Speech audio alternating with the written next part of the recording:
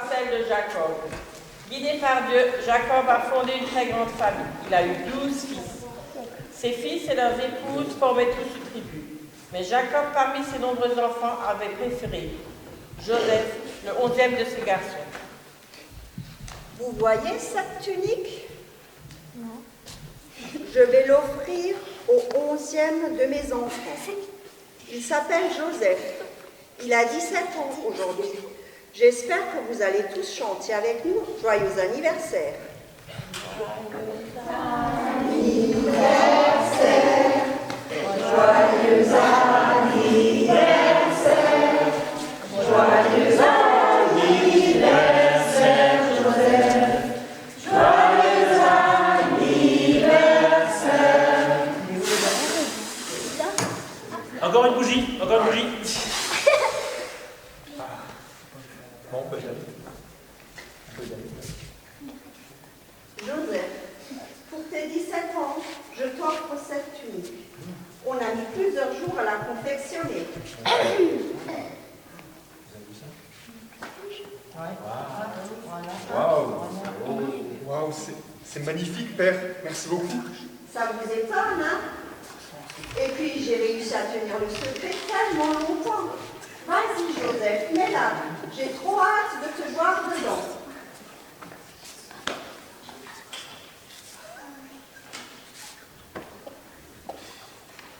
Oh, t'es beau, mon fils. Ça te va tellement bien. Si, vous direz drôle. T'en prie, t'en prie. Dites, vous avez vu? Jamais le père nous a offert aussi de vêtements. Joseph est vraiment son chouchou, on le sait tous. Regardez comme il se pavane dans sa tunique. Moi, ça, c'est vrai qu'il frime. Hein. Je savais que je serais dégoûté avec cet anniversaire. Je le savais. Les frères de Joseph étaient déjà jaloux de lui. Et cette jalousie grandissait en eux après cet événement. Mais la vie continue, et comme chaque jour, les frères devaient garder le troupeau. Puis un jour,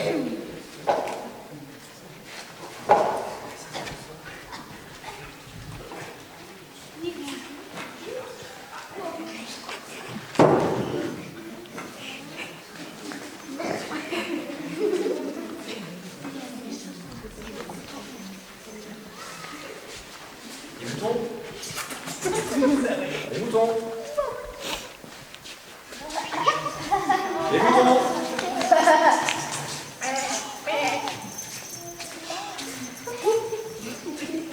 Il est encore en train de faire n'importe quoi. Viens là. Viens là.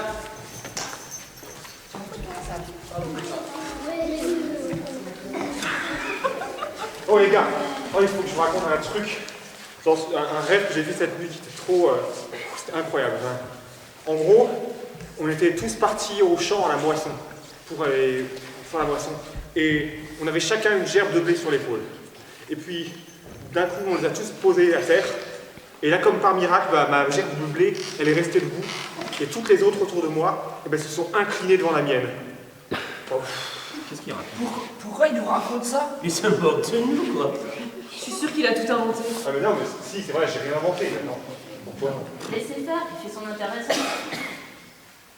les frères de Joseph le détestaient encore plus à cause de ses rêves et des récits qu'il en faisait. Et les gars, aujourd'hui, il faut que je vous raconte le nouveau rêve que j'ai fait cette nuit. Quoi encore? C'était encore On plus se incroyable. moque de tes histoires, Joseph. Mais ça, c'était encore plus incroyable que la dernière fois. En gros, cette fois-ci, j'étais au centre de l'univers et puis d'un côté, il y avait le soleil, de l'autre, la lune. Et autour de moi, 11 étoiles qui scintillaient et s'inclinaient devant moi, encore une fois.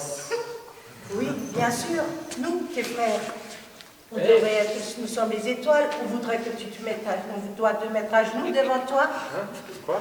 Tu crois vraiment qu'on va un jour, tu deviendras un de tes sujets, toi notre roi, hein? Mais Tu non, crois mais- vraiment qu'un jour on se prosternera devant toi? Mais non, mais et puis lâche-moi, là. Oh, pardon, votre majesté. Azer, laisse-moi faire. Calme-toi. Viens, Joseph, viens par là. Quoi? Je suis ton frère aîné.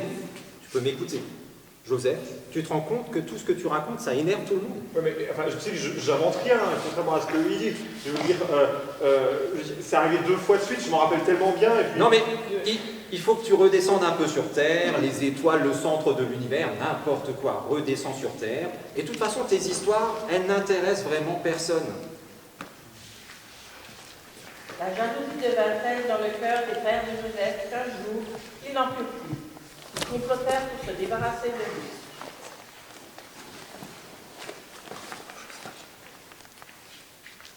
Attention, je le vois, il est là-bas, il arrive. Bon, qu'est-ce qu'on fait finalement? Sens-tu? Il nous aura bien cherché. Et puis on fera passer ça pour un accident. Il dira qu'il se sera fait manger par un lion, hein? Un lion. Non, mais les gars, franchement, arrêtez. S'il vous plaît, trouvons une autre solution, je ne veux pas être complice d'un meurtre.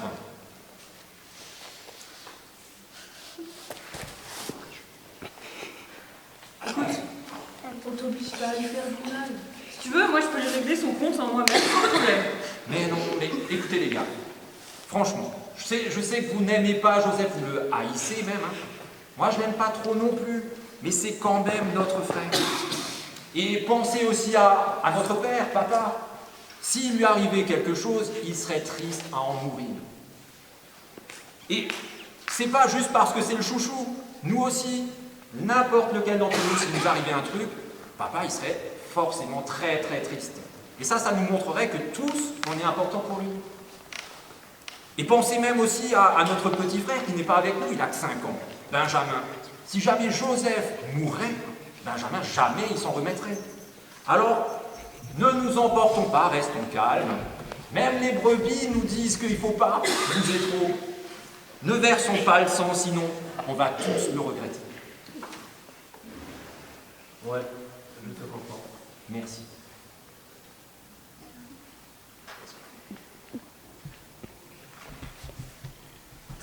Il arrive là.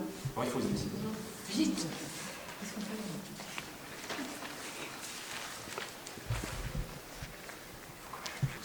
Il lui faut quand même une punition. Vite. Je sais, le puits, on n'a qu'à le jeter dans le puits. Et on lui prend sa tunique. Ouais, très bonne punition, le puits. Alors les gars, qu'est-ce que vous faites sur le cercle là? Viens par là. Viens par là, toi.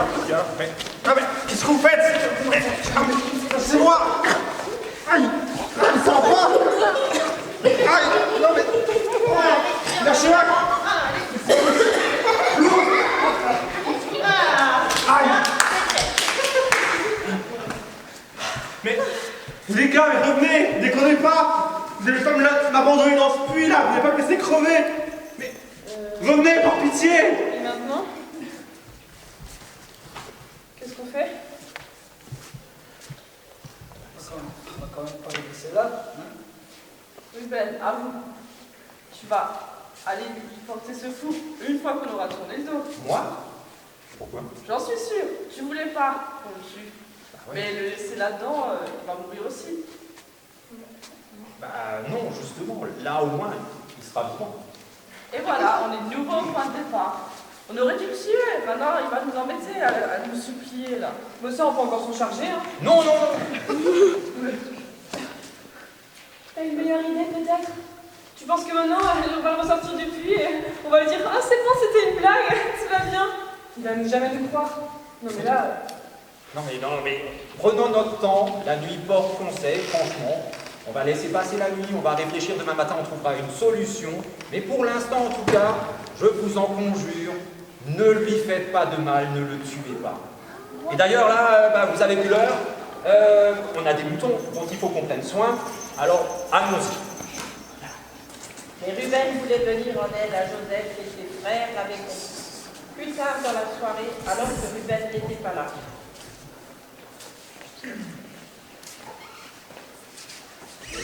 Une caravane qui s'approche de là où on a jeté Joseph. Ils viennent sans doute pour le puits. Mais ce puits est à sec. Et ils vont trouver Joseph.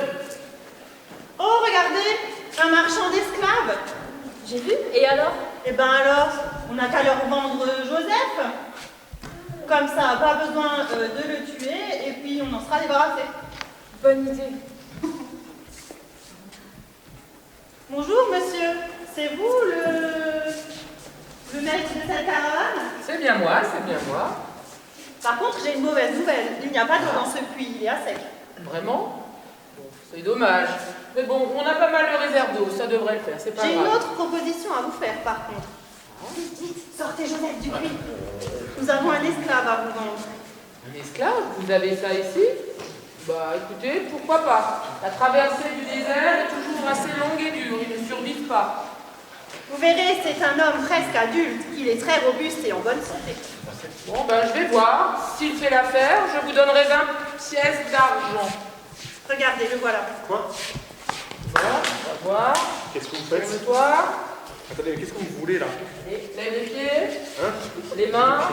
Ouais. Ça va. Je ferai l'affaire. Merci. De l'argent? Bon. Allez, tu viens par là. Vous me toi. vendez, mais... Viens par là. Attendez, mais revenez, mais répondez-moi! Qu'est-ce... Monsieur, mais ce genre, ce sont mes frères. Ils n'ont pas le droit de faire ce qu'ils font là. Oui. Ils Allez, n'ont pas le droit fais-toi les de marches. accepter. L'Égypte, c'est par là. Quoi? Allez, dépêche-toi. Vous avez dit l'Égypte? L'Égypte. C'est là où on va. Non mais... L'Égypte? C'est impossible. Seigneur mon Dieu, mais tu ne peux pas m'envoyer là-bas. Est-ce que c'est ça le plan que tu as prévu pour moi? L'esclavage loin de ma famille? Seigneur.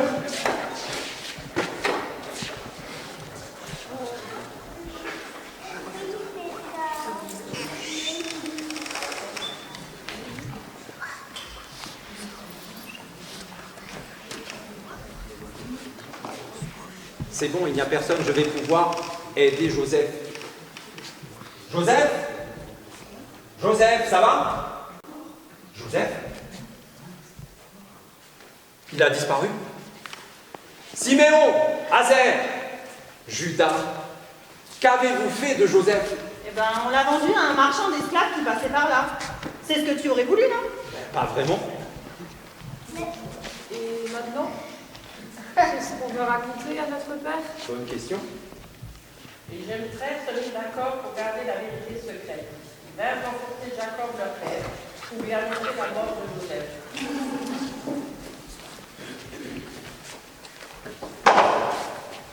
Père, il est arrivé une terrible chose aujourd'hui. Où est Joseph?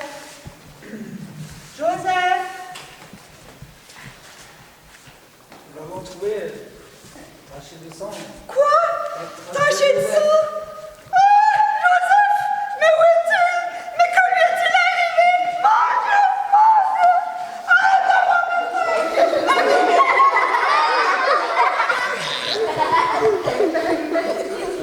Je n'ai pas voulu ça. C'est pas que vous lui faire la peine que je sois mort ou vivant. Ça change rien. Notre père est malheureux. À vie. Ne dis pas ça. Au moins, vous connaissez Joseph? Oui. Oui, il s'en sortira peut-être. Voilà, voyons. Et oui, Joseph, tu n'es pas mort, tu es vivant, mais réduit en esclavage et en route vers l'Égypte. Garde force et courage, car c'est pourtant dans cette direction que Dieu a prévu un plan qui dépasse tout ce que tu as pu imaginer. Et la suite de l'histoire, vous la saurez au prochain rendez-vous du groupe des enfants, le 23 novembre à Weilbourg. Alors soyez présents et n'oubliez pas cette date.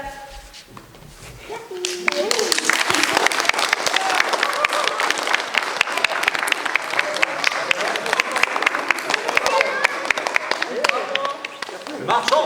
Le marchand! Le marchand! Regarde,